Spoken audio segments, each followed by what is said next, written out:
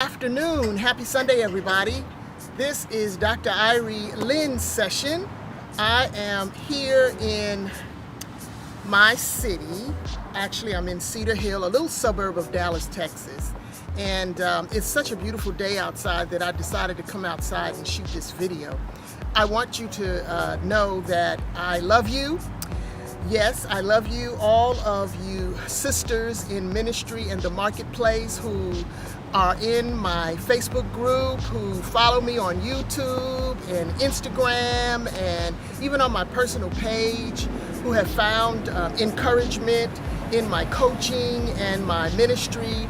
I love you and I appreciate you so much for being with me on this journey. And not just the women in ministry, but there's some brothers who have been so supportive of me and my ministry and of what God has placed in my heart to do and who God is calling me to be.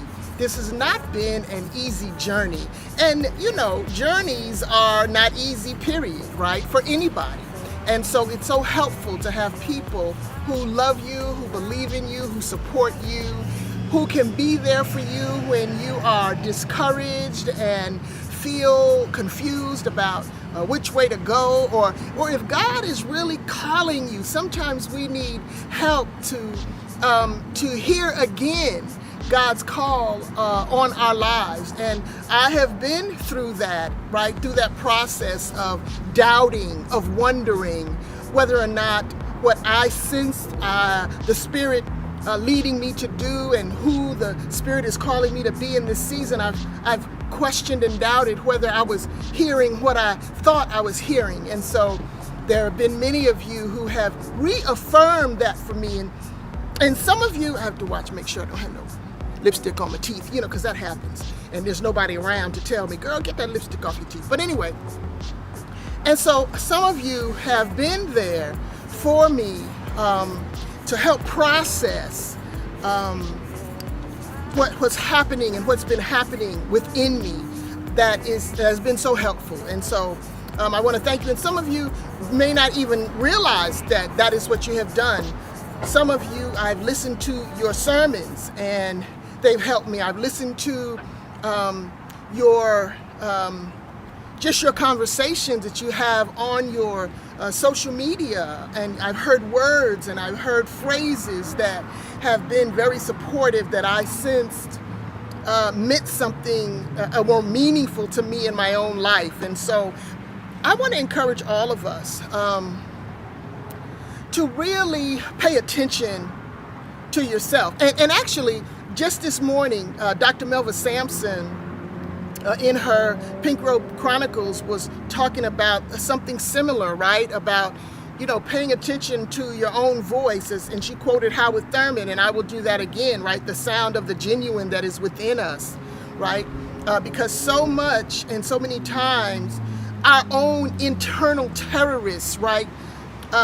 Keeps us hostage and holds us hostage, right? Holds our self-esteem hostage, holds our self-compassion hostage, right? Holds our self-worth hostage, right? Our internal terrorist silences the sound of the genuine within us. And so that has happened to me, I guess in the last few months. And I don't know, maybe it's been since the winter storm, right, that I was so displaced. I think that really shook me up more than I thought it did, right? Because that took me back. I had to stop and just, and just think again and just really begin thinking about what's important and what's not important, right? And so what's in my life now, even the material things that are in my life, are things that I value and that I will make use of, right? That are important to me. And so paying attention to, to what's within me. And that's what the Spirit told me 4 years ago, right? Pull what's inside of you out, right? And for a while, I was like really confused, right? I was doing it. I pulled what was inside of me out. I started my business and my ministry.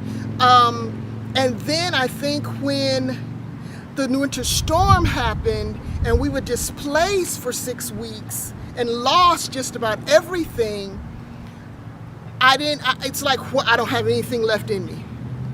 That's what I was feeling, that I don't have anything left in me.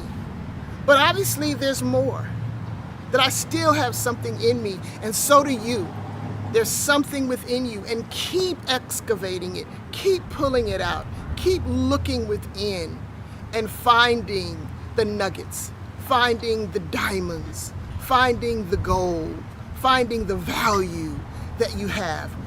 Bring it up, dust it off, believe it, that it's real, and then see how you might implement it to make life better for yourself, but for other people as well.